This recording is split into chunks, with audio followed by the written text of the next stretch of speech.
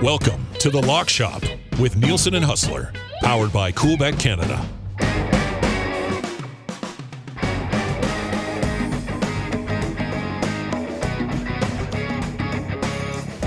All right, what's going on, everybody? Welcome inside The Lock Shop on this Halloween. Lots going on here on Edmonton Sports Talk today. If you've not yet checked it out, we are on TuneIn. Tell your friends. Very simple to follow along. We're going to dive into The Lock Shop right away. Yesterday was a crazy busy day. Today, not so much. Do leagues work a lesser schedule in on Halloween? They must. They must have seen it in like attendance or something.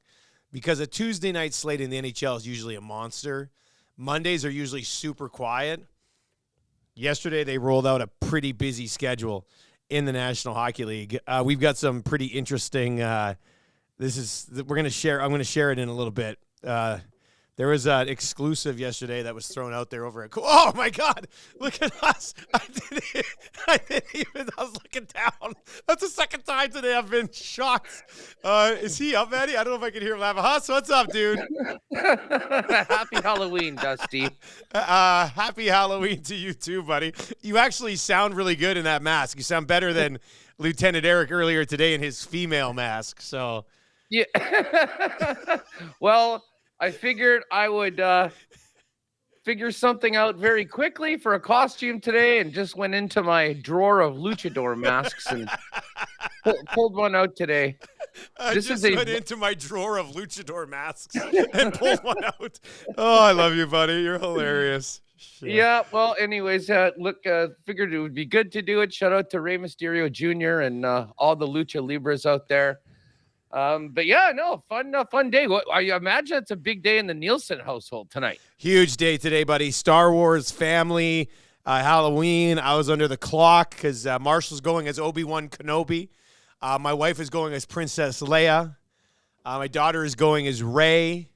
And I flipped the script, man, and I'm going as Darth Vader for Halloween tonight. Yeah, I'm coming in. I'm going to be the oddball. It's a bunch of good guys versus Daddy is the bad guy. So they don't know yet that I've got the Darth Vader costume, but I'm going to drop that on. I'm going to walk into the house when they're back from school. I'm going to walk in as Vader. They're going to lose their minds. I'm going to love it.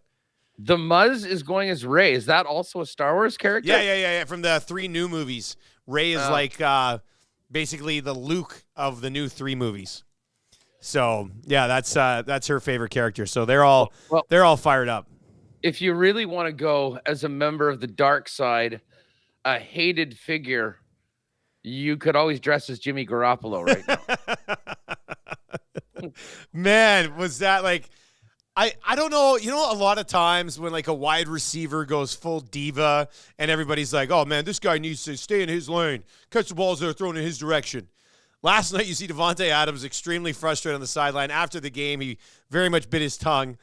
But he could have literally walked off the field and thrown his helmet at Jimmy Garoppolo. And people would have been like, yes, I stand with Devonte Adams because, I mean, Jimmy missed him. I mean, the one he was pressured, the one in the end zone, he was pressured, had to get that run away, took that low hit there. But the second really deep shot, there was no excuse to miss him on that one, man. That was a god-awful night for Jimmy Garoppolo.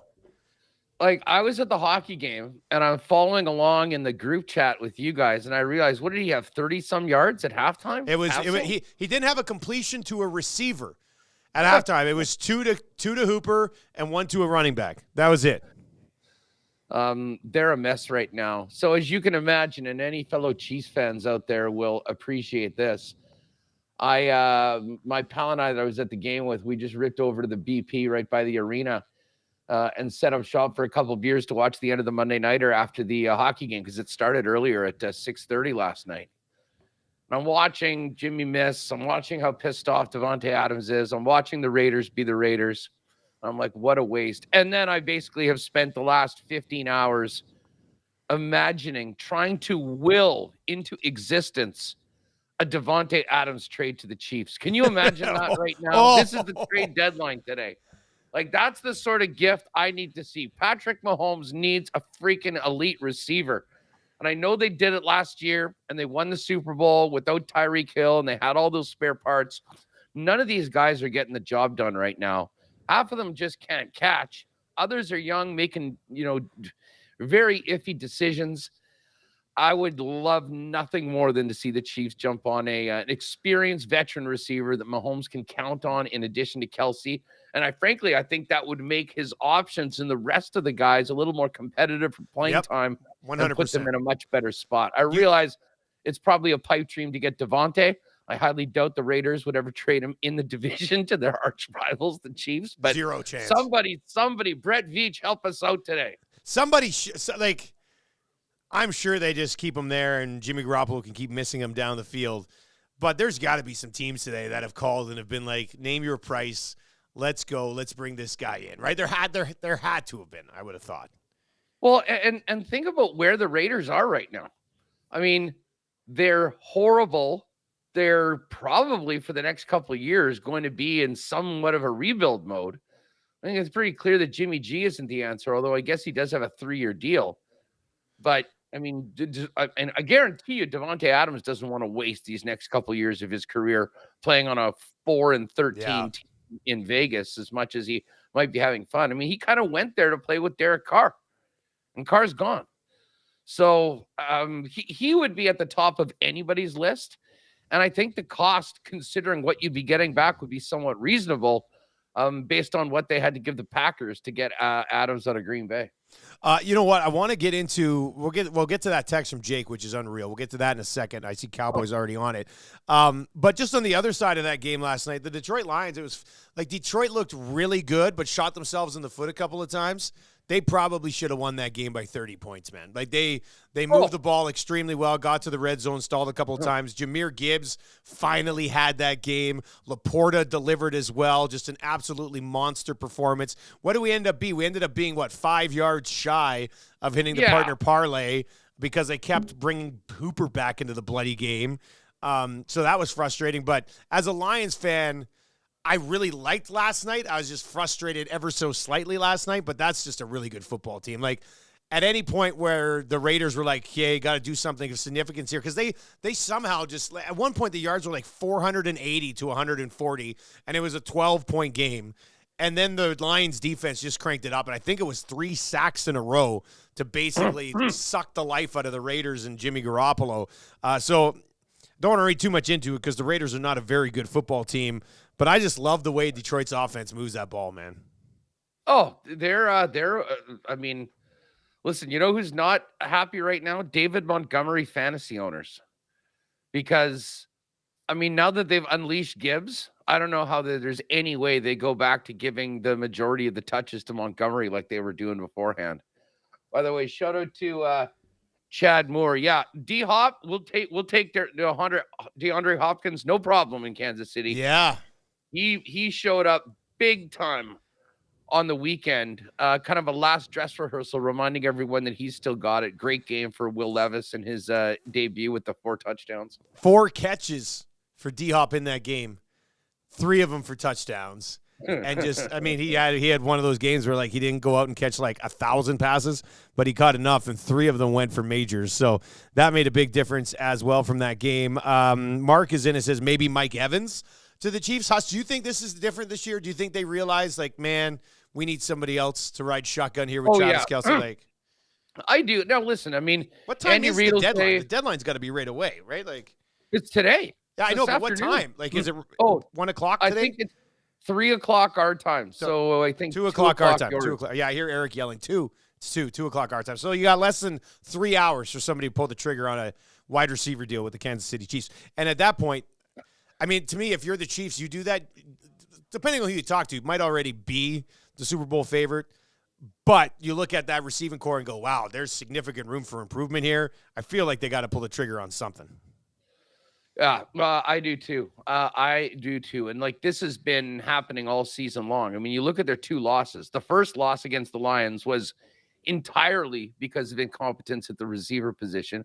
Tony's been a little bit better, given limited trusts in the last 7 games. And then, I mean, there's a whole bunch of things that were off. It wasn't just, some of the receivers dropping passes or putting it on the ground. Mahomes wasn't himself. He was obviously still sick going in. There's a whole bunch of things. But big picture, When you look at this Kansas City team, this might be the best defense that Mahomes has ever had. It would be that's where that's where their strength has been so far, right?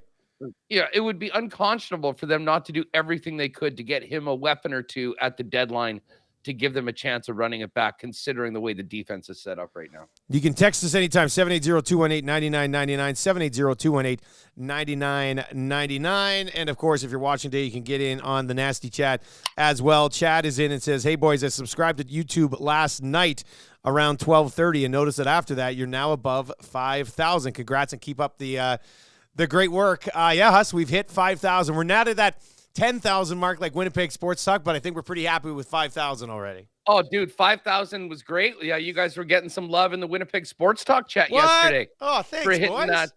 for hitting that milestone. So, listen, I knew it would be a quick ascent, and keep on hitting that subscribe button, telling your friends about EST. I mean, the biggest challenge for us in the first little while was letting people know where it's happening. I mean, if they're not really on social media a lot, I mean, it's not like we've got multi-million-dollar advertising budgets. So what did you do, Huss? Seriously, because I'll pop into people who are like, Dusty, I'm just devastated the show's not around anymore. And I'm like, man, we've been back for 2 months, and it's uninterrupted, and it's better than before. And they're like, man, I didn't know. Like, so did you guys do anything, or was it just continuous word of mouth for a few years? Like, honestly, it was pretty much continuous word of mouth. I mean, you know, similarly to you, we had like a massive void in this market after the station shut down. And unlike it happening in summer, it happened in the middle of the middle of the year. Albeit it's the COVID year. But we finished up on the 9th. That was the last TSN day.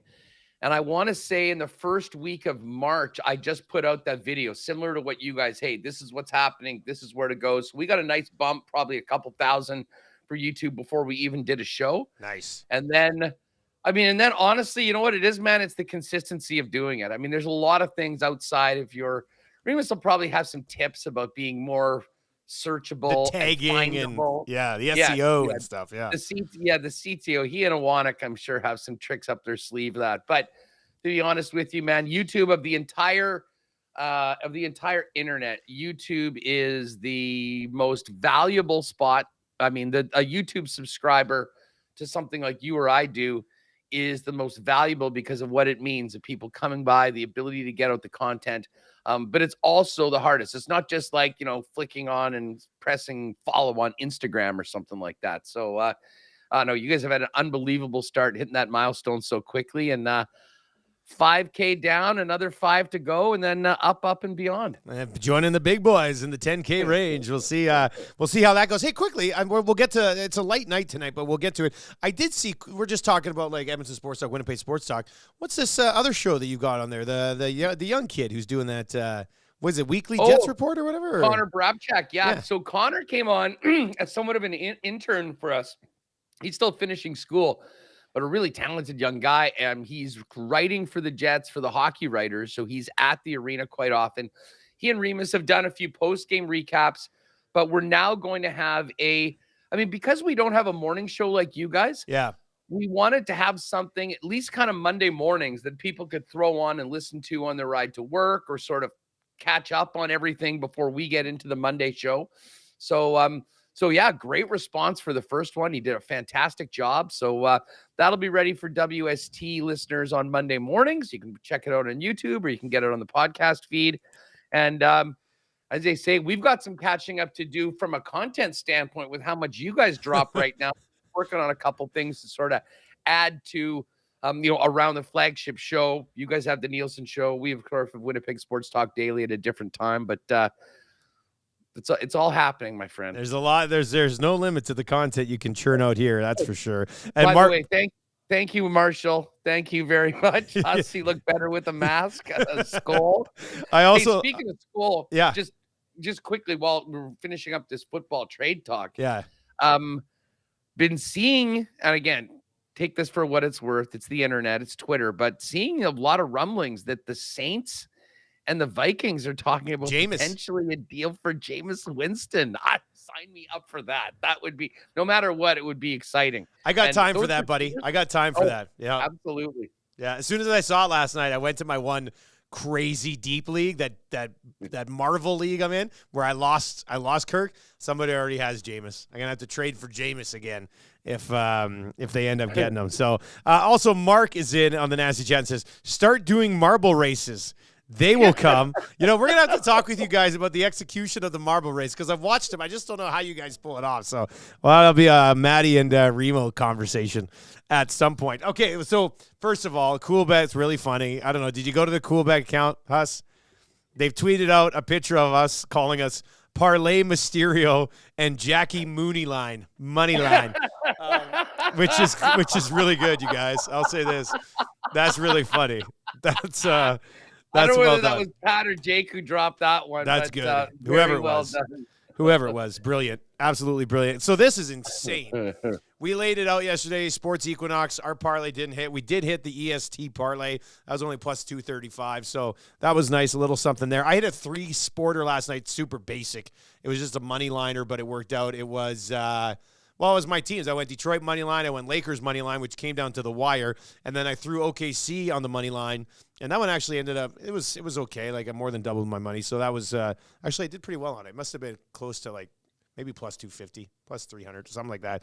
Anyway, hit that one last night. This is something that was brought up yesterday. And I cannot believe, maybe we should believe. We always say, man, odds makers are all around it. Odds makers are always just nailing the number. This is insane. So we had the Sports Equinox explosion last night that Patty laid out in the lock shop. It was 2,600 points, runs, and goals in all of sports yesterday. NHL, NBA, NFL, and Major League Baseball, World Series. The number was 2,600. It finished at 2,598.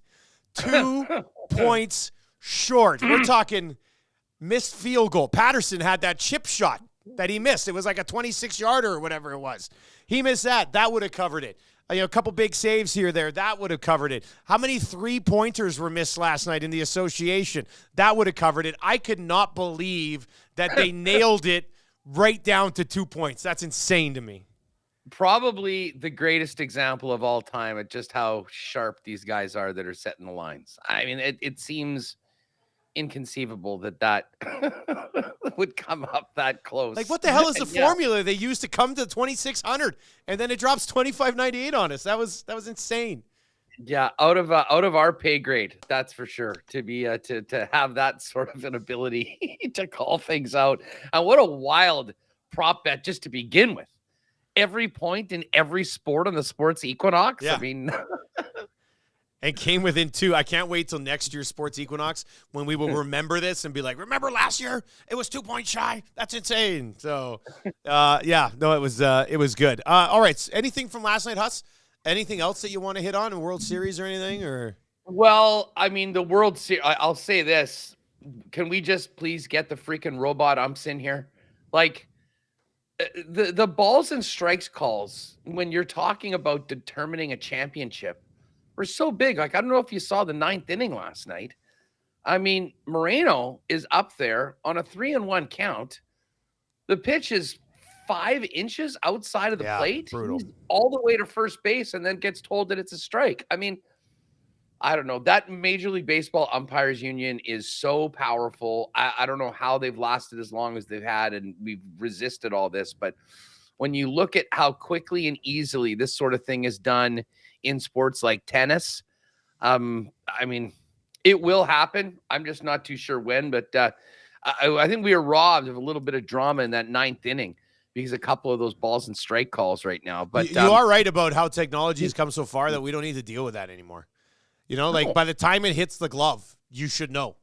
Striker ball. Like, simple as that. Well, and this is the thing. Everybody does know because they're watching the broadcast. Yeah. They see where the strike zone is. It's right there.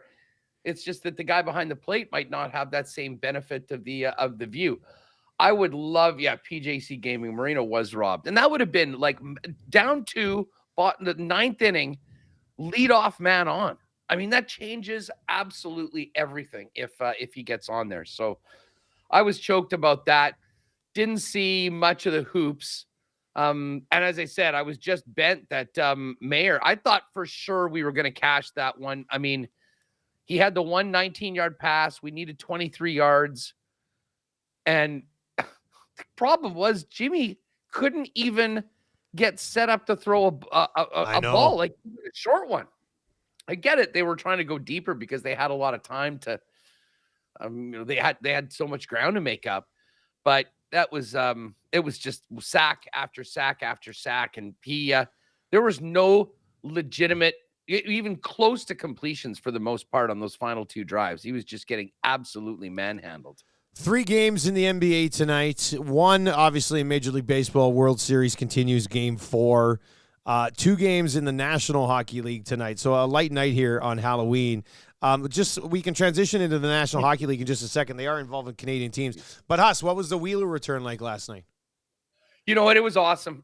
It was the Jets and the guys behind the scenes that built that tribute video did an absolutely amazing job. And, I mean, it was a little different than any other player coming back. I mean, this was a guy that was a Jet from day one in 2011. In a lot of ways, grew up here in Winnipeg, raised a young family here.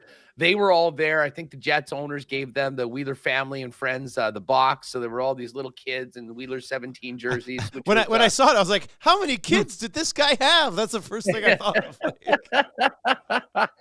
Yeah, no, I mean, listen, these kids basically grew up here. So they all came back for the event. And it was even better than I thought it would be. I mean, pretty much everybody on their feet welcoming Blake back. And listen, that's the way you want to do it. You want to give a guy a classy return and then go out and play the game. The game itself. Did you see that save Hellebuck made? I did not see the save. Well, I don't think I did. I watched the highlights. I'm trying to think. They didn't show it on the highlights. So there is a play where something got through him. It was on the goal line, and Hellebuck. Yeah, we had his arm back. Yeah, blocking. Basically, just blocks. Yeah, Zabinajad's stick and another guy, and allows it to get put through. I mean, that guy finds more ways of making wild saves. You know, when I saw that last night, all I could think of was like, how the hell is he strong enough to hold back those 2 sticks that were trying to push to the puck? I didn't believe it. Could not believe it in real time, watching it over and over again. But it was a hell of a goaltending matchup. I mean, Hellebuck was great. Stopped a couple breakaways. The goals that went in on him were basically point-blank deflections that you can't really do anything about. And then the OT winner. I mean, listen, Kyle Connor, you take the good with the bad. He's going to get you 40. He'll also be in the wrong spot on a few occasions when the puck goes in your net. He sort of had a tough read and, let his guy go in 3-on-3 overtime. That happens. I was disappointed, though. I know there's a lot of people that bitch and moan about the shootout. I was kind of hoping to see Hellebuck and Shesterkin go head-to-head, both playing well in a shootout. That would have been a fun way to end the night. But listen, Jets got another point. I always say it's the regulation losses that will kill you.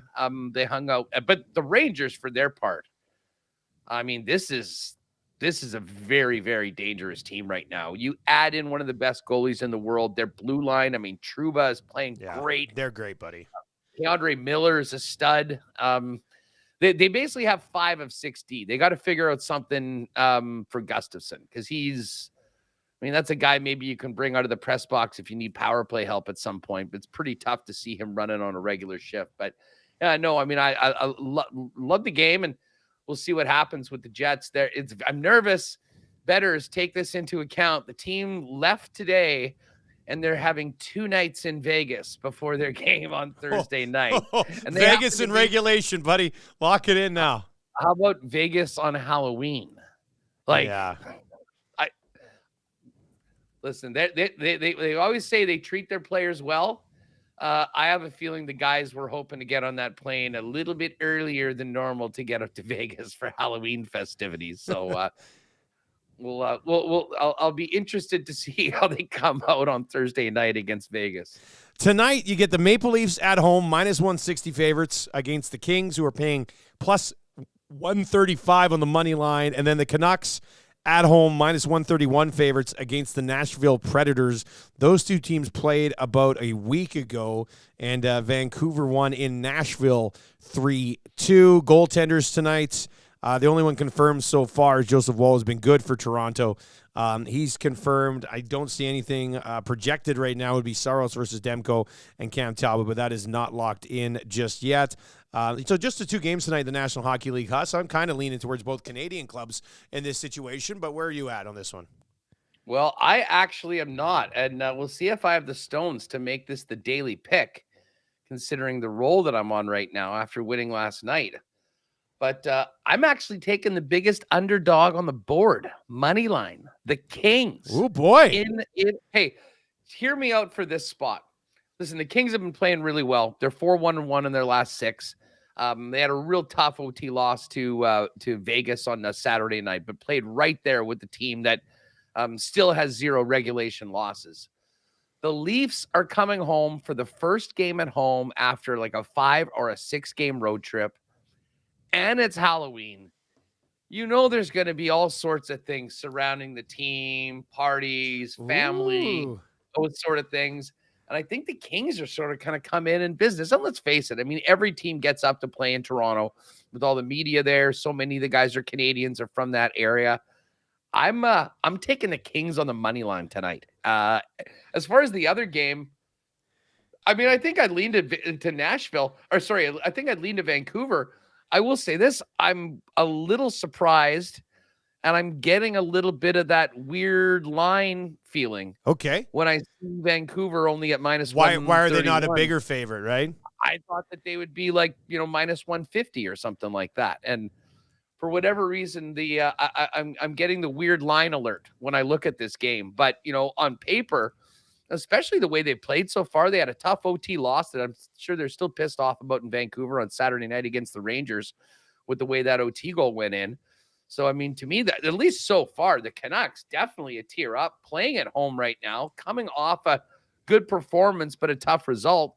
Listen, I think if I'm betting this game, I'm going to bet Vancouver unless I find out the reason why my spidey senses are tingling about this line. But I do like the Kings on the money line, and I will be in on that tonight. Yeah, and I think my best bet of the night will be Vancouver at minus 131 on the money line. They've got points in all but 2 of their games so far this year. You mentioned coming in off that loss to the New York Rangers. Prior to that, they banged out 3 in a row, 5-0 against the Blues.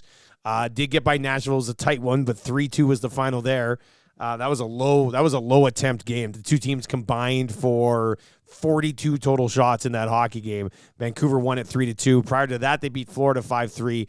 Their only 2 regulation losses so far were Tampa and Philly, and then they started the year with the back-to-back wins against Edmonton. I saw TSN had their most recent power rankings, and the Vancouver Canucks were power ranked as the best team in Canada so far this season, and they backed that up. I mean, there's a reason that they put them there, and it's because they've looked pretty good so far. So I do like the Canucks tonight at minus 131. And I hate the Toronto Maple Leafs, so I fully respect your Los Angeles Kings here on a Halloween spot play at plus 135. That's a good one. I mixed in a few. I mean, on the 5-0 week, 2 weeks ago when I was on it, I mixed in a few moneyline underdogs, took the Astros when they were down 2-0 and down 2-1 again. So yeah, I'm sort of feeling it right now. I love this spot for the Kings. And the Kings are a team, Dusty, that if they get up on you, I mean, that 1-3-1 is just it's such a bitch to try to get through and set up. I mean, they are so good at just kind of snuffing the life out of other teams. And I mean, we talk a lot about the center ice position, and obviously the Leafs are strong there. I mean, you'd have a tough time matching most teams up 1-3 at the center ice position with Kopitar, with Dubois, and with Phil Deneau. So it should be a good game tonight, but I really like the Kings' chances to go in and maybe catch the Leafs off guard and get a win and head out with that plus 135. So I'm going to ride that definitely. 3 games on the hard court tonight. Cavs at home, plus 135 favorites against the New York Knicks. The Suns, minus 270 against Wemby and the Spurs. And then the Los Angeles Clippers, minus 238 at home against the Magic after pulling off the middle of the night James Harden deal. The only time you're going to be able to sneak out a James Harden deal is the middle of the night. I don't think anybody trades this guy when it's daylight out. I mean, it just doesn't make any sense. So now the Clippers are adding James Harden to a group that already includes Paul George, who plays sparingly. Kawhi Leonard, who spends more time on load management than anything else. They brought in Russell Westbrook last year. Huss, if this works, I will be amazed because I just don't see this panning out, right? Like of all the teams, I guess it's the most Clipper thing of all time, but I just don't see why you add the Harden fuel to that fire with the Clippers. Everything James Harden touches turns to shit. Yeah. Like this is the best way that I can put it. I mean, he's a coach killer. He is the effect of having that guy in the room. And here's the other thing. He's got a long history with Russ. Like, I mean, do those guys coexist on a team? I've already seen suggestions that this probably means Russell Westbrook might be moving on. And he'd actually been pretty serviceable for the Clips. He does a lot of things he does a lot of things that most of those star players don't want to do. Like, he's a bulldog. He'll fight for rebounds.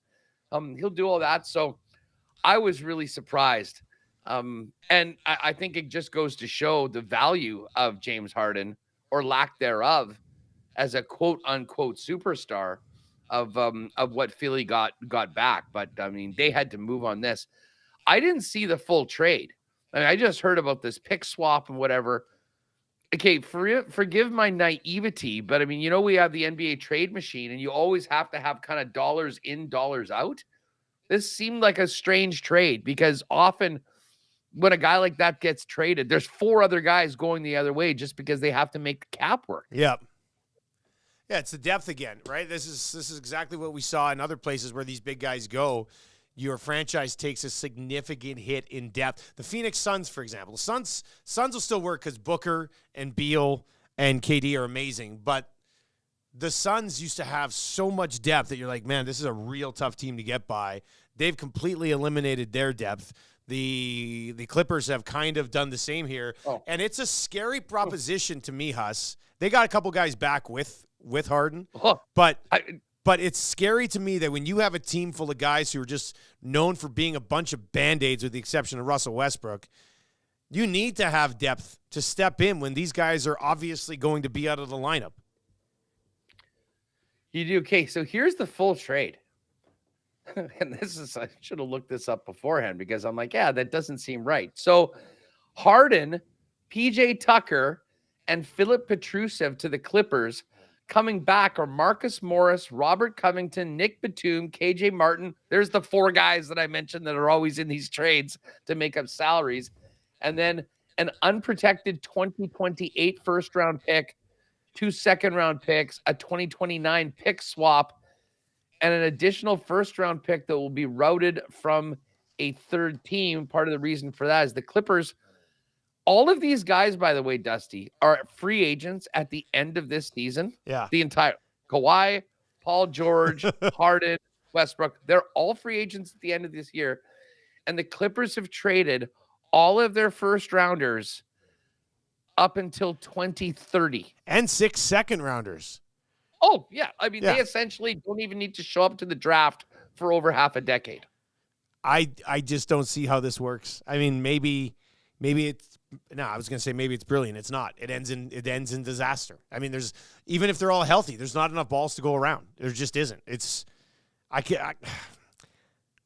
I want to say I can't believe the Clippers would do this, but this is very much a Clippers thing to do. So we'll see how it sorts itself out, but very fascinating to watch it. You nailed it. Anything James Harden touches gets ruined. He's had some really good spots to go and play with some amazing players, and it never, ever works out. Yet teams who have these very high aspirations keep buying into a guy who clearly is a horrible teammate. I'm not even sure the dude wants to play basketball anymore. Like, I realize there's a lot of competition, but is Harden the biggest diva in the NBA?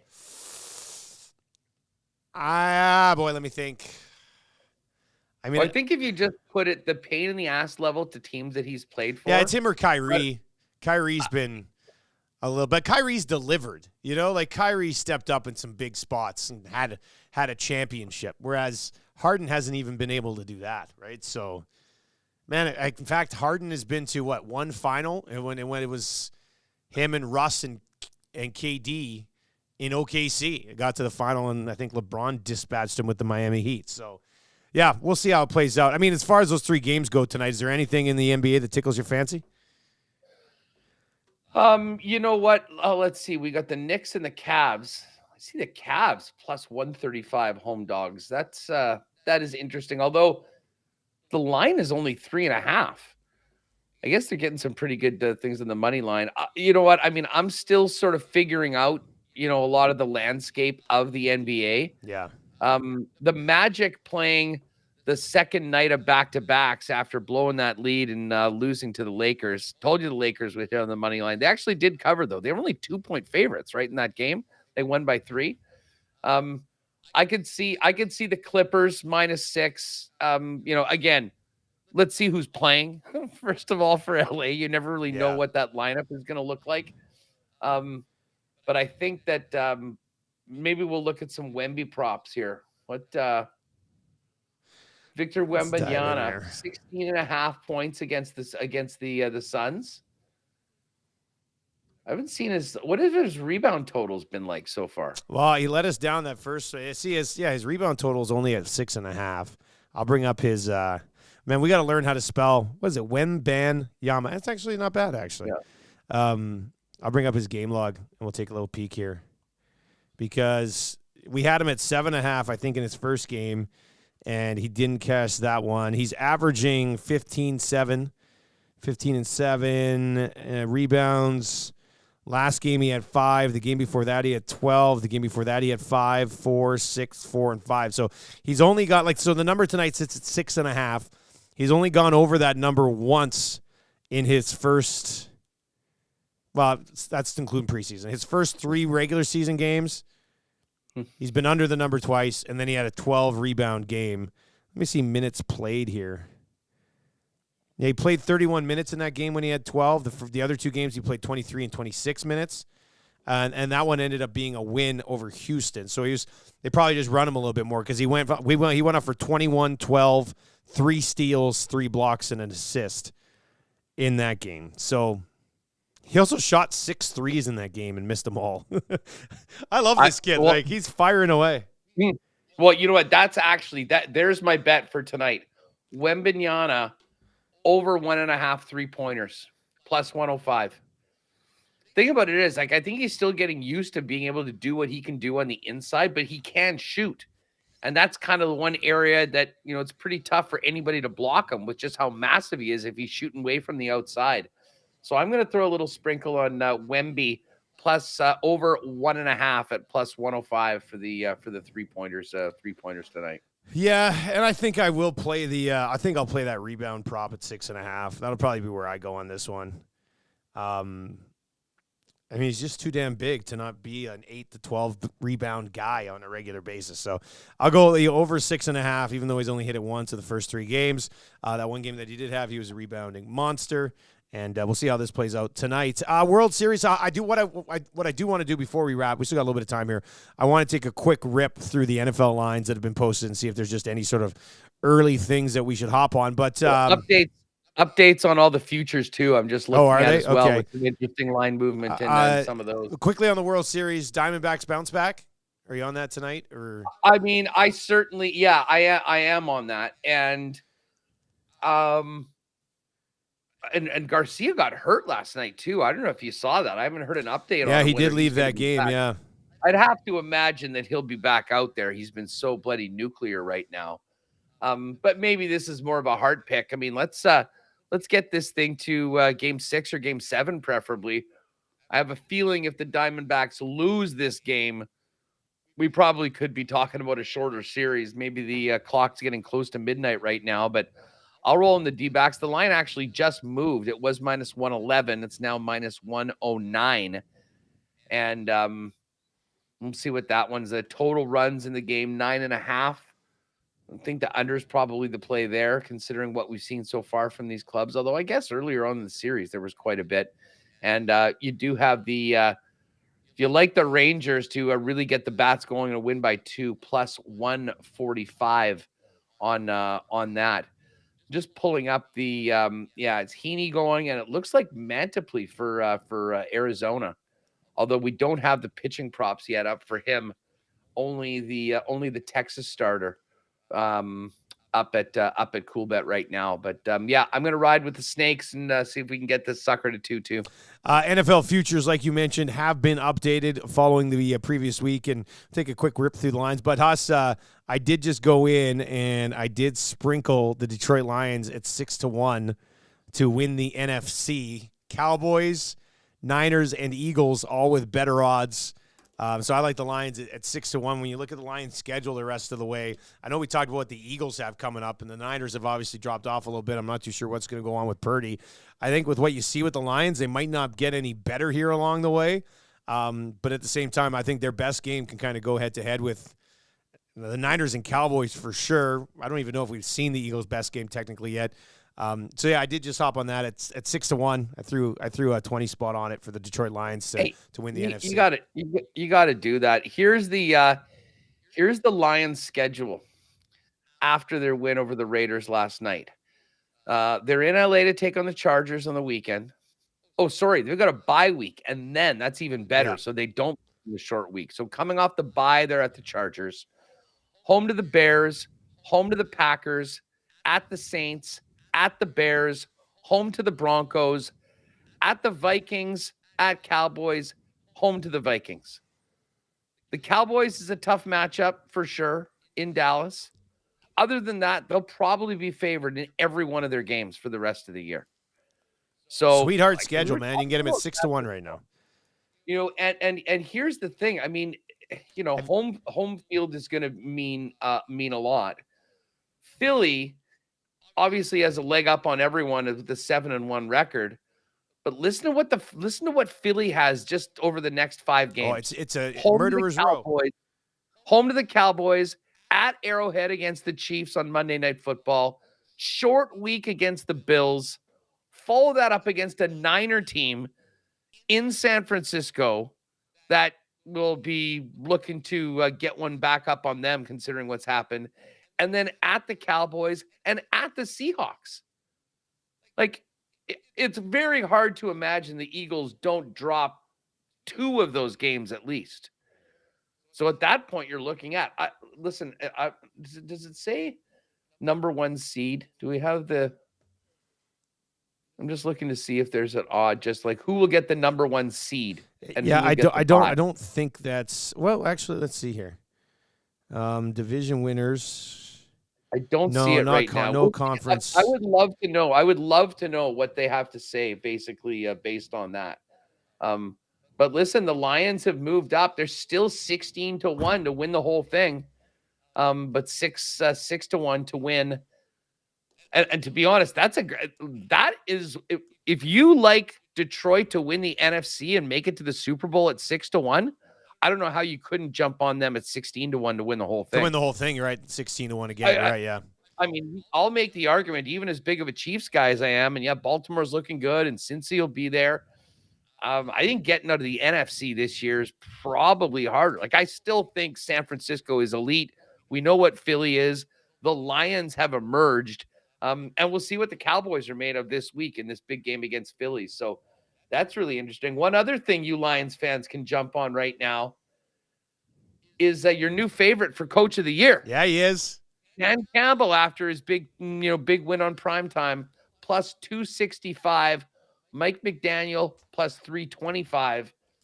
And the funny thing is, we know how much like the primetime games matter for these things when everyone's watching, everyone's talking about these guys. Campbell gets a win in primetime. Everyone's talking about the Lions.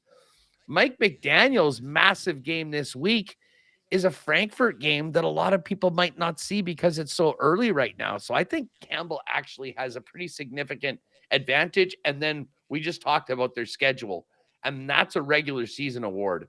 So the knee biter in Motown, I think is, I don't want to say a lock right now because Mike McDaniel's had a great job. And if they can, go on a bit of a run, beat the Chiefs, then maybe he'll be at the top of that list too. But I think we just laid out who Detroit's playing for the rest of the year. I don't see many losses left on the docket. They've got a chance for the 1 seed. If nothing, they will be a legitimate Super Bowl contender. And may I remind you, they're the Detroit Lions.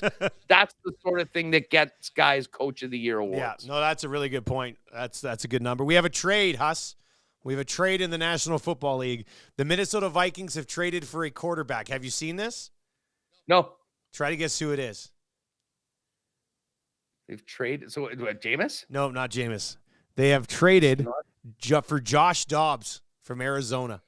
Oh, Dobbs. Which is Okay. That's a pretty clever move for the Minnesota Vikings, man. This is a guy who's already got some good work this season under his belt. I think this is, as far as things you might be able to accomplish right now prior to the deadline to address your quarterback position, I feel like Minnesota's done some pretty good work here. Hey, you know what? At least he's playing. I mean, the problem in Arizona has been the defense. I mean, listen, their offense isn't very good either. I mean, is he a step down from Kirk Cousins? Yeah, a massive one.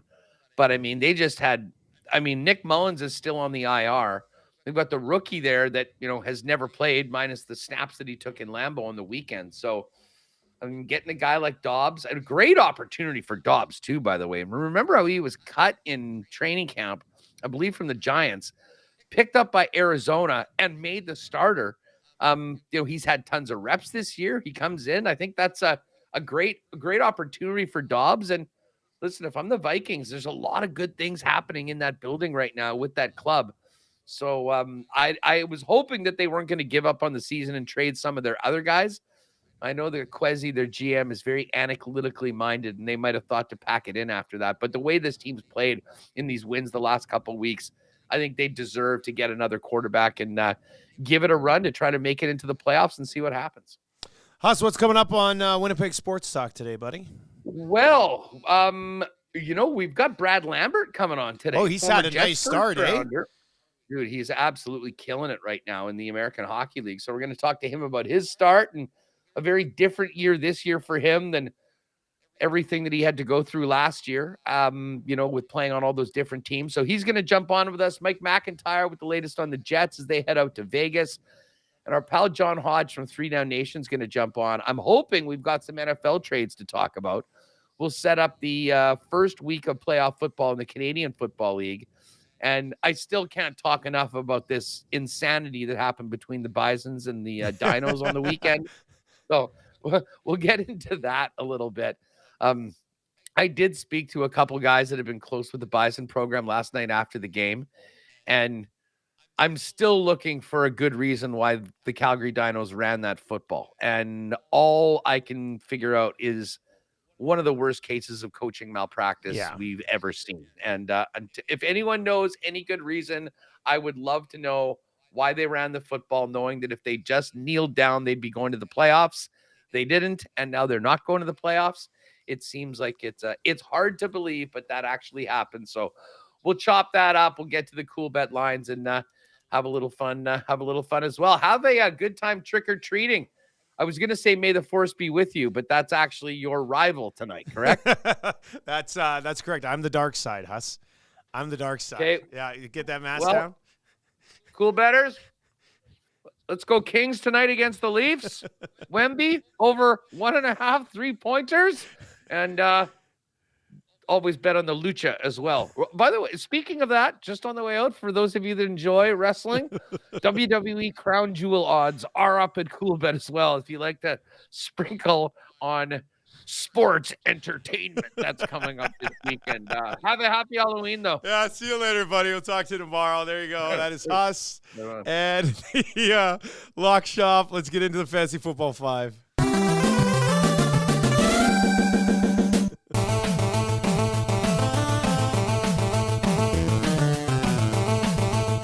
All right, here we go. Fantasy Football 5, waiver wire day. Obviously, we got to talk about the Jahmyr Gibbs breakout game. As a Bijan Robinson owner, I'm still waiting for one. Give me one of those. Start to give this guy some work. Arthur Smith, you plug. You're driving me nuts. It is the Fantasy Football 5, as always, brought to you by the Century Casino Sports Bar and Lounge on Fort Road. Join Lieutenant Eric Monday and Thursday nights. Also, if you want to pop by on Sunday, they are qualifying people to win a trip to see the Rams and the Browns in Los Angeles in December. I've got somebody who's coming after me for Kyle Pitts in one of my leagues. I'm kind of torn on what to do here. I feel like, well, we'll get to that in a second. If you have any questions, 780-218-9999, 780-218-9999. If you've not yet subscribed to the Fantasy Football 5 podcast, it's an easy way for you to grab this 5 to 10 minutes every single day. Come straight to the podcast feed if you can't join us live. By the way, Huss. What a beauty that guy is, hey?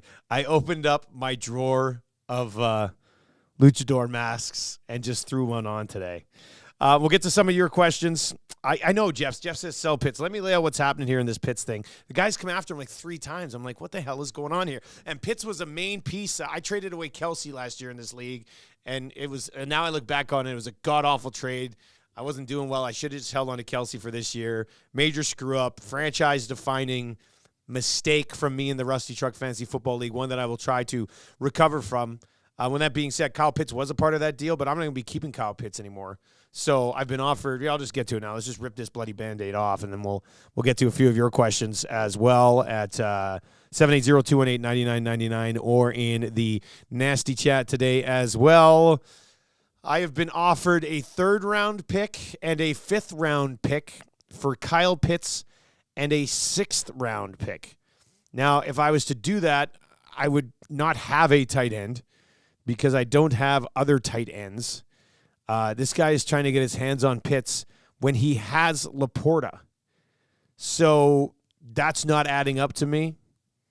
Why is he so hard for Pitts right now when he has Sam Laporta? It doesn't make a lot of sense. I know if I was the Sam Laporta owner, I wouldn't want to give up a wart on my ass for Kyle Pitts. So it doesn't make sense to me that he's coming after Pitts. And now Laporta's going on a bye, but he was coming after Pitts before with Laporta. If anything, if he really loves Pitts, what I should do here is add to Pitts and get Laporta. Maybe that's something I could counter with and see how that goes. Because part of it just doesn't add up. If it was just a straight-up buy replacement, I get it. But guys in that league usually aren't dropping 3rd-rounders just for a buy replacement. And the fact that he's been trying to get him, I think, 2 or 3 weeks ago, too. Like, does he know something about Kyle Pitts? Am I missing something on the deep analytics where it's about to hit for Pitts? Because I don't see it. So, I mean, I'm kind of tempted by it. But there's a sketch factor here that's creeping the hell out of me, too. Christopher Moore says, waiver wire order these quarterbacks. Dobbs, Will Levis, Sam Howell. Ooh, that's a good one. I would probably go Howell, Dobbs, Levis. Yes, that is what I would do. I kind of just on the spot. Let me see. So I would go Howell, Dobbs, Levis. Let me just see here. If you guys want to chime in on that one, feel free to chime in on that one. Because I just want to see where like some of the rankings are at right now. But I think Howell has games, man. Howell, Levis, and Dobbs in Minnesota. So they've got, I'm just looking at Fantasy Pros. Now, this is just for this week, so it's tough. I should look at season long. But yeah, I think Dobbs in Minnesota would fall in between Levis and Howell. So yeah, I think let's lock that in. I would go Howell, Dobbs, and Levis in that order. James Cook, Elijah Moore, and a first for Dotson. We got Dotson here. Dotson, Tony Pollard, and a 4th. I probably pulled the trigger on that. Bills have signed Leonard Fournette, correct? Not saying that he's going to completely take over, but there's a chance that he takes some work away from Cook. I think the best is yet to come, or it should be yet to come for Tony Pollard. And Dotson just had a really nice game. Maybe that gets him going. So, yeah, if you're in a spot where, if you're a brutal team, I'm not trading a first in a keeper league or anything like that, but if it's like a redraft league, I think you're getting good value in picking up Dotson, Pollard, and a 4th in that deal. Sell Pitts. That guy has burned me forever. Dusty, would you give up Bijan Robinson to get Tua? I have no backup quarterback and had Cousins previously. Mark, are you talking, the only way I would even consider that would be in a super flex league. And I'm still not. Yeah, in a super flex league, I would do that. But in a non-super flex league, I know Bijan has not hit it yet. But there's got to be quarterbacks you can stream that would get the job done for you and not having to give up Bijan unless you've got excellent running back depth. Maybe that changes it for you as well. But Superflex league, I would consider it. Non-Superflex league, no chance. You've got to be able to stream a quarterback. And I would think, he says, I have no backup quarterback and had Cousins previously. So there's got to be some streamers that you can go out and be smart about it every week and find a guy with a good matchup that is available. Mark says, Jonathan Taylor and Damian Pierce are my current RBs if I was to give up Bijan. I still don't like it just from a value perspective. I think you can stream. In that spot. 780-218-9999, 780-218-9999. Good little chat here today on the Fantasy Football 5. My team that I was completely selling on, Maddie, you would know this answer. Is your division and my division playing each other in the playoffs? Okay, so we've got there's 2 6-2 teams at the top of your division. You're 4-4. Another guy in your division is 4-4. Tanis is 4-4. Stunners are 4-4 in my div. And then Titty's 5-3. I'm 2-6. I wonder, can a 2-6 team somehow track down 2 of the 4-4 teams? Because what is it? It's the top team in the division gets a bye, then it's the next 4 of the 6, right? That's how it usually works. Yeah, it's wild card between the 2 divisions of after division winners, and I think we're together. I do. Yeah, well, yeah. Because am I playing your whole division? Labatt Bud. We're both in the Labatt conference, right? So I'm playing you. I'm playing Titties. Yeah. More than a handful. Who else is in yours? Stunners. And I played the Stunners. Yeah. So I think I'm playing your whole. So I'm going to have to look at my schedule and see what my strength of schedule is. Because I feel like maybe I could track down 2 of those 4-4 teams. So I've already started. You got Kenny on this week. Okay, he's 6-2. Yeah, you got Sambuca after that, who's 4-4. So that's a huge win, must win. Then you got Titties. Okay, more than a handful, and Stunners. Your division after that. You need to rattle off minimum. So how many? You 3 got wins. 5 weeks left. Yeah, I basically have to run the table and get to 7-6. pretty much. When's our trade deadline? I have no idea. Kicks never sends out a proper trade deadline. I might miss this. They're playoffs.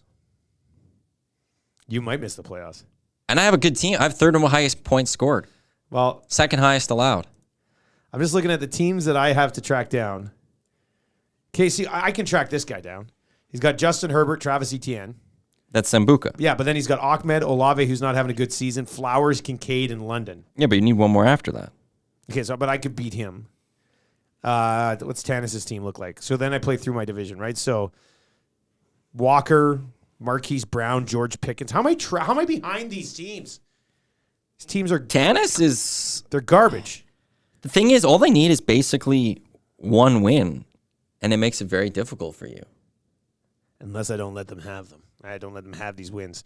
And then but it's not you. If they have 1 win anywhere.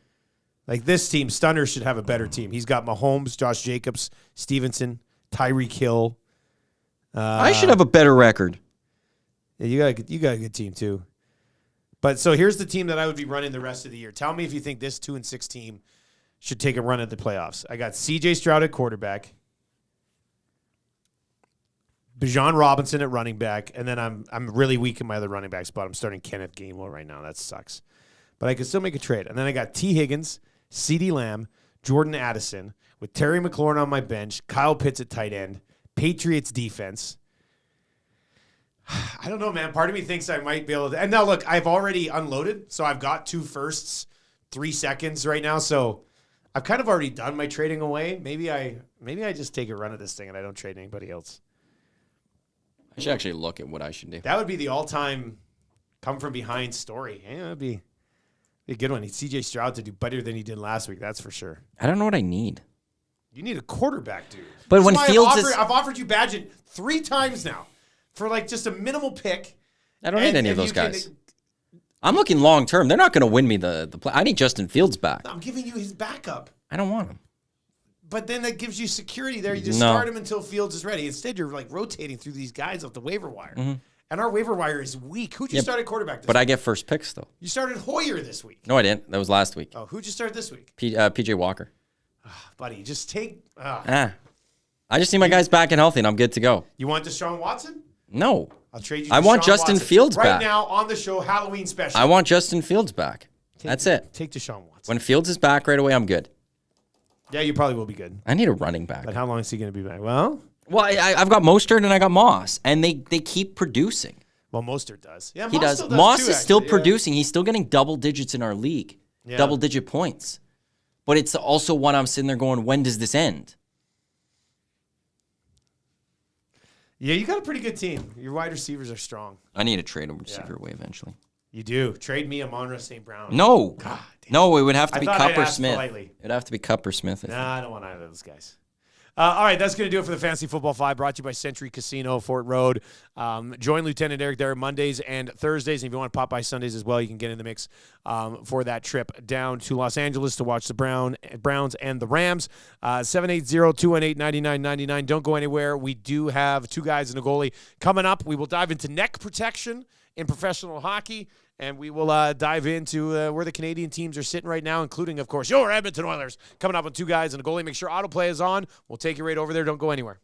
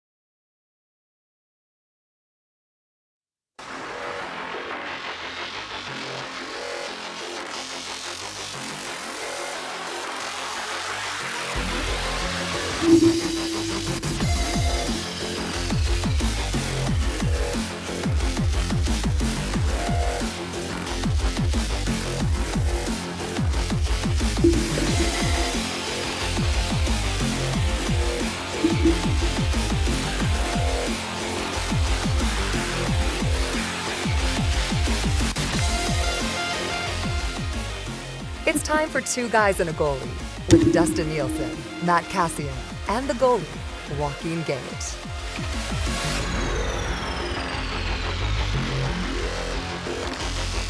$12:04 on Two Guys and a Goalie. Happy Halloween, everybody. Dusty, Cass, and Gager with you. As always, Two Guys and a Goalie, proudly presented by Coolbet. Cass, what do you got going on? Are you Woody today? What is this? Looks like Woody from Toy Story. Either a camp counselor or a bird watcher or someone that's on a safari. You take your pick. Whatever safari whatever guy. you want. That's what Awanik said. He looks like maybe a safari hat. God, you guys. I'm taking it off though. This is my my wonderful attempt at a costume. So good for that's you, all man. we're getting. I was gonna say, do you remember the Tracy Morgan, Brian Fellows, Safari's Planet off of SNL? Do you guys remember that? No, I don't. You guys don't remember Brian Fellows? Oh my goodness. That was one of my favorite SNL bits of all time. It's just the best. You guys got to YouTube Brian Fellows this afternoon. I'm very disappointed that neither of you guys know about Brian Fellows. And the Safari Planet is just a great bit on SNL. You know what I'm thinking of becoming? I'm thinking of becoming permanent headband guy. Like I like the feel of it. Don't laugh, Gager. I think it looks good. Like the feel. I like the feel of it because it feels like there's a hat on my head, but I also can still go like this and run my hand through my hair. It's I don't know. I think I might kind of partially become headband guy. So that's exciting, I think. Wow.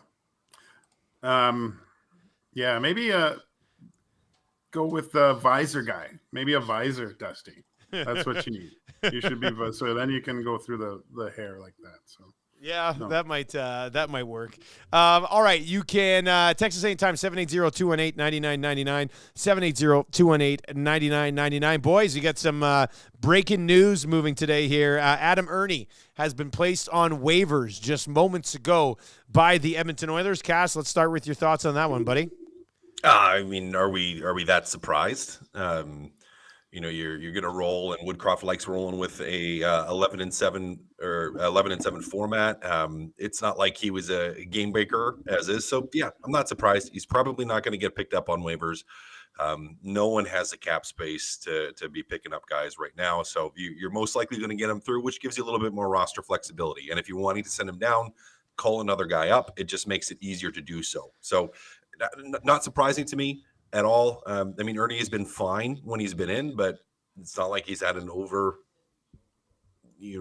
big impact or anything like that. So yeah, I mean, it's kind of par for the course, I would say. Gager, has he moved the needle at all in any way, do you think? Well, aside from the fight and the physical presence that first game, you didn't really see much of it moving forward, right? So kind of, I think, a case where they saw a guy that added a little bit of that sandpaper, but just not enough to warrant keeping him.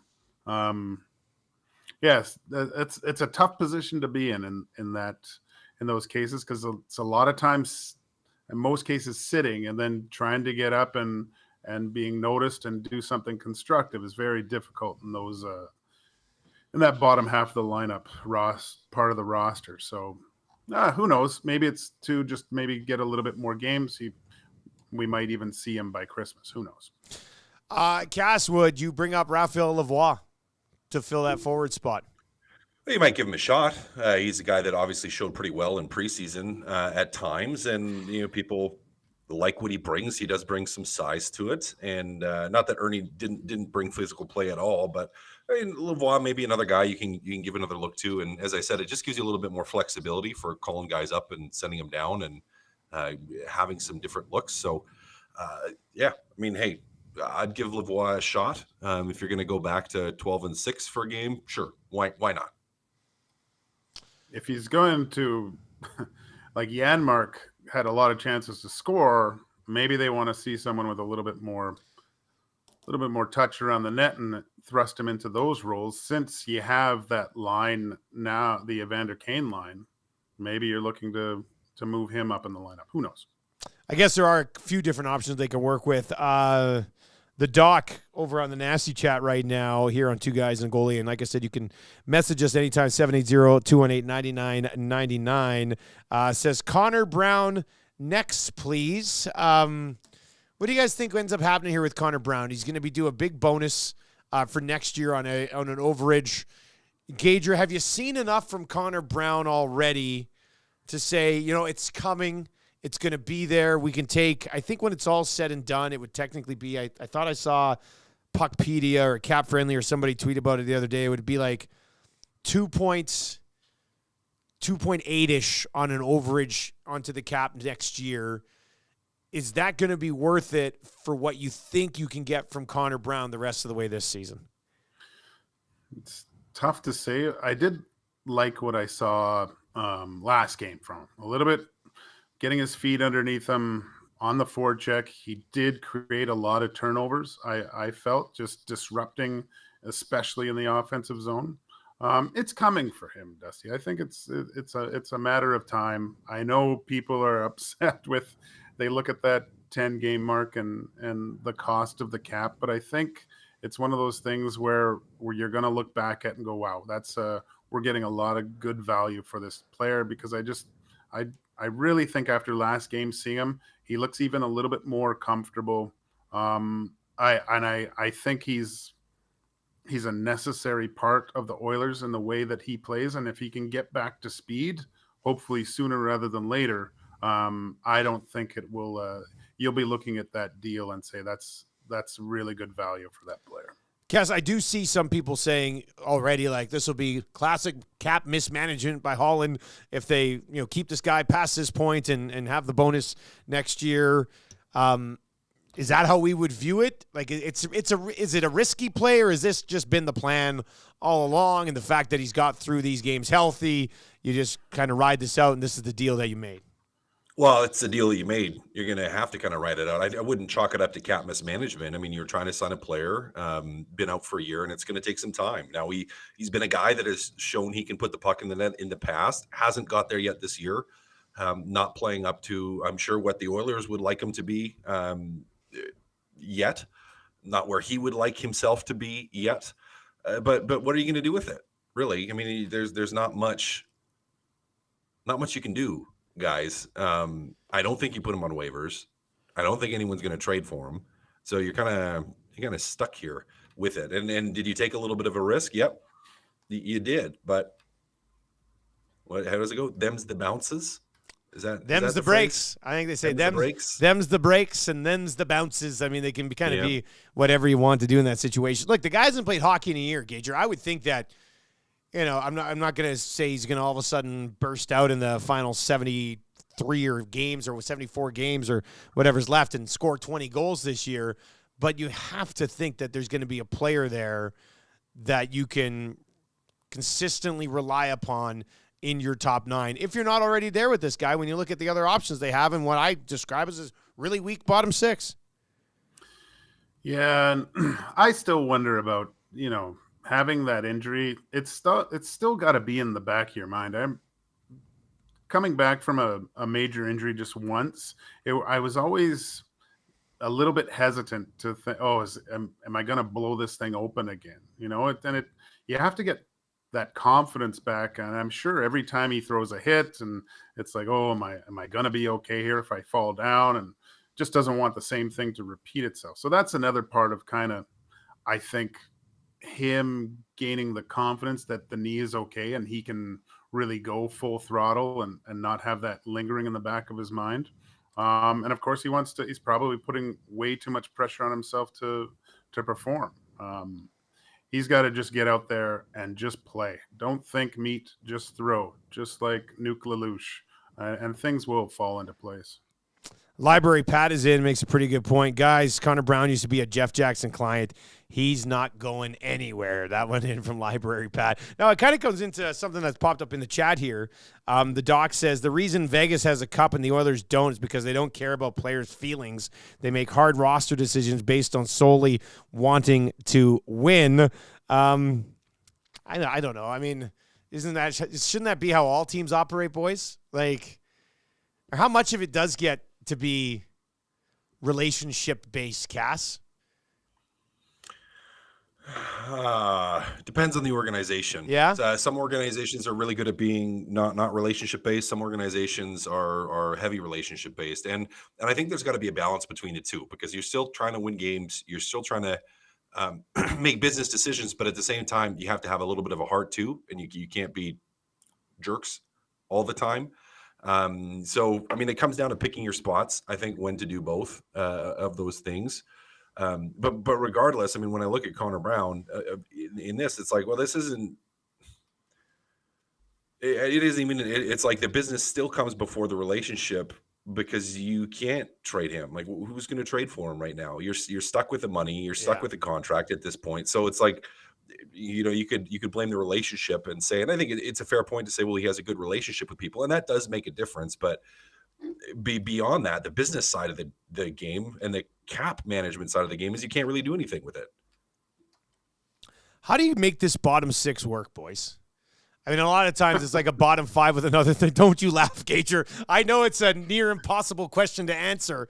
But, I mean, now it's not like they've been getting absolutely peppered and we're blaming the bottom 6 for all these goals against and things like that. I mean, prior to the game against Calgary, most of the time we were blaming some of their elites for defensive zone breakdowns. So it's not on them from that aspect of it. But at the same time, I mean, you need to get – these guys have zeros across the board. Like, you have to get some sort of level of production from that group. And it just – I don't know where it's supposed to come from. How do you get it going? You go 11-7 and throw Leon and Connor in there, don't you? Is that what you keep doing? Yeah, they've done that, and it still hasn't happened. You know, like – yeah, well, that's – I don't know.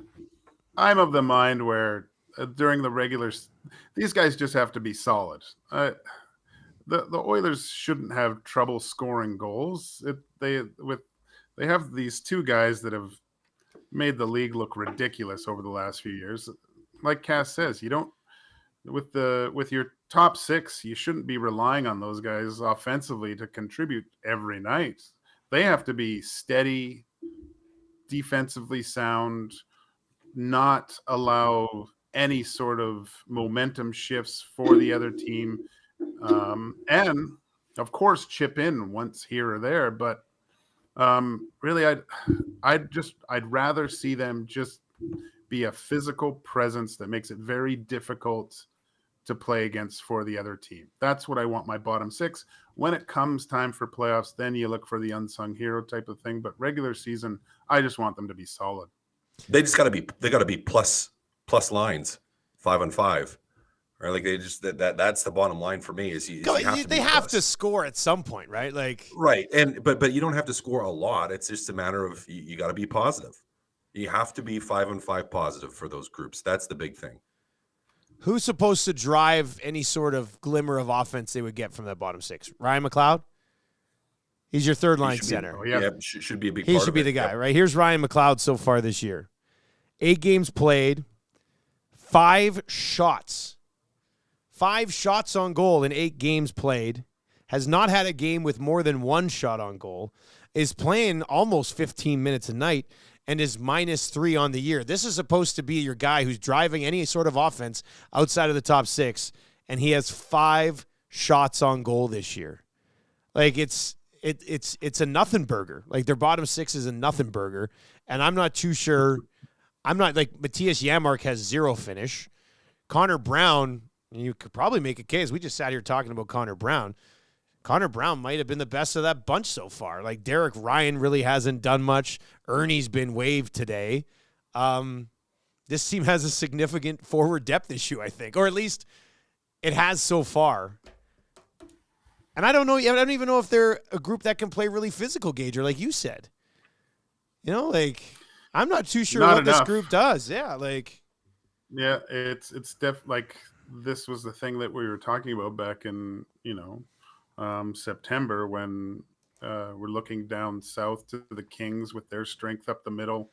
The Knights, big, strong centerman. McLeod's got to find something here. I mean, he finally gets the deal. Got kind of the raw deal last year, being kind of a cap casualty with the amount of money left over. But now he's got some insurance. He has to raise his level of play to kind of his pay grade. He's playing way below it. I look at him to be more of a hopefully a kind of a Mike Pekka type, right? A guy that can score, but again, just a awful person to play against. It's not hard to play against McLeod right now. It's not at the end, oh gosh, I got to go up against this guy. He's not doing well, not great in the draws. Like you said, there's no offense there. He's not generating much, and with his speed and his puck carrying ability, it's very underwhelming to this point so far. That's I think that's kind of the reason why they went out and got Bukestad last year, right? Dylan Holloway has no points. He's -3. He does have 12 shots on goal. He's playing about 12 minutes a night. And Derek Ryan does have 1 assist. Derek Ryan has 1 assist on the year in 8 games and is playing about 10 minutes a night, has 6 shots on goal in those 8 games. So there's really not much being generated there. They're a minus group overall. I don't know. If you were to go look at like a Vegas or a Dallas, I mean, these teams are rolling with pretty significant depth in the bottom 6. So the Oilers' top 6 is just going to have to be even better than it was before if you're going to continue to have some of the advantages that you think you want to have with the forward group. So that's where they're at right now as far as the Edmonton Oilers go. Adam Ernie on waivers, no big deal. Nobody's going to claim him. Stupid good looking in the nasty chat says McLeod is terrified of physicality. Cash, you think that ever comes with Ryan McLeod? Like, I don't. Is he terrified of it? I don't think he. I don't know. I don't know if I don't know if I've seen him skate down the ice and lay a big hit on somebody in his entire career. Yeah, he doesn't. So, like, maybe he doesn't. It doesn't mean he's terrified of it. It doesn't mean that's his skill set. I don't know if it will ever be in his skill set. I wouldn't necessarily say he's terrified of it, like he shies away from it completely, but he doesn't.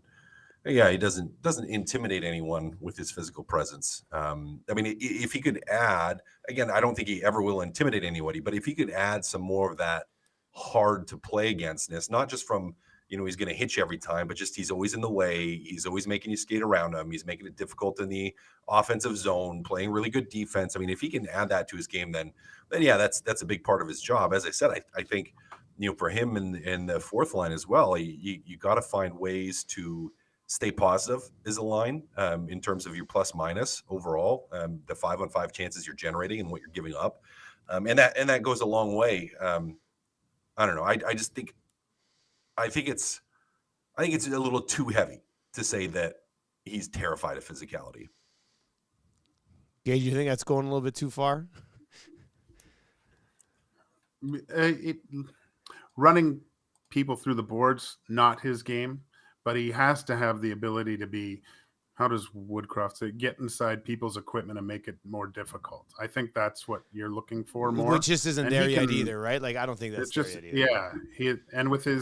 With his speed, that should be a no, like, look, man, he's stepping into a role that he should embrace and realize and I'm sure the coaching staff has asked what they would like to see from him, but he's essentially been handed the third line center role for the Edmonton Oilers. This is something that he should be taking a huge bite out of and running with it. And it's puzzling after this. I mean, it's not a huge sample size, but it's puzzling to see that. I know he wasn't there for the entirety of camp and a little bit behind, but I'd like to see a lot more from him in the next game against Dallas. Full-blown pest mode. Just become a super pest. If you're McLeod, you don't even need to drop the gloves. Just go out there and piss people off. He's played 146 games in his career now, so there's still a long way to go with this player. But he's not 5'10", 170 pounds. He's 6'3", 190 pounds. Like, he's got a frame where he could cause some issues for some people if he wanted to. So we'll see if that eventually develops into his game and if it comes. So Vegas last night goes to 9-0-1 on the year. They're 14 points up on the Oilers in the race for first in the Pacific. Now the Oilers have a couple of games in hand, whatever. So I posted that out last night. A bunch of people replied and goes, Dusty, being first in the division doesn't matter. Doesn't matter if you finish first in the division. I mean, I think we keep standings for a reason. One would be to finish higher in them so that you have more advantages as far as home ice goes in critical moments along the way in the playoffs. I think the biggest advantage is if you finish second or third, you're probably going to have to play the Los Angeles Kings in the first round of the playoffs, which also I would really much like to avoid if you're the Edmonton Oilers. So I don't know. I mean, there's a long way to go. I don't think Vegas is this team that's had like a nice start. Like, let's say Vancouver's had an okay start. Does Vancouver kind of trickle off here and become maybe closer to what we expected? Possibly.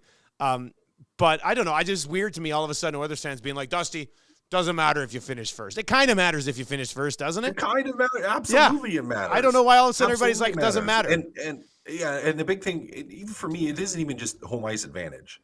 To me, the big thing is who are you playing in that first round? What's that first round going to look like? Like to me, that's it. And I think you're right, Dusty. If you're finished second or third, most likely you're playing LA. and we have seen LA take Edmonton to the wire, and I don't know. I would rather be playing somebody else in that first round. Now, I don't want to play Vegas either if you finish fourth in the division, or wild carded or whatever. So it's just like, man, you gotta want, and even just from a mentality standpoint, you gotta want to finish first. I mean, I don't think you want to accept like, oh yeah, we're going to finish second or third in the division and we're going to be okay with that. It's like, no, it's not the goal. The goal is to be one of the best teams in the Western Conference and one of the best teams in the league. And right now, with the start you've had, you've kind of taken yourself out of that conversation for the time being. So I 100% it matters. Gager, how much? Yeah, last few seasons, the Kings might not have won, but they've definitely torn a strip off the Oilers in the playoff series, right? Just home ice, like Cass said, home ice, not a huge deal, but I think positioning going into the playoffs, possibly getting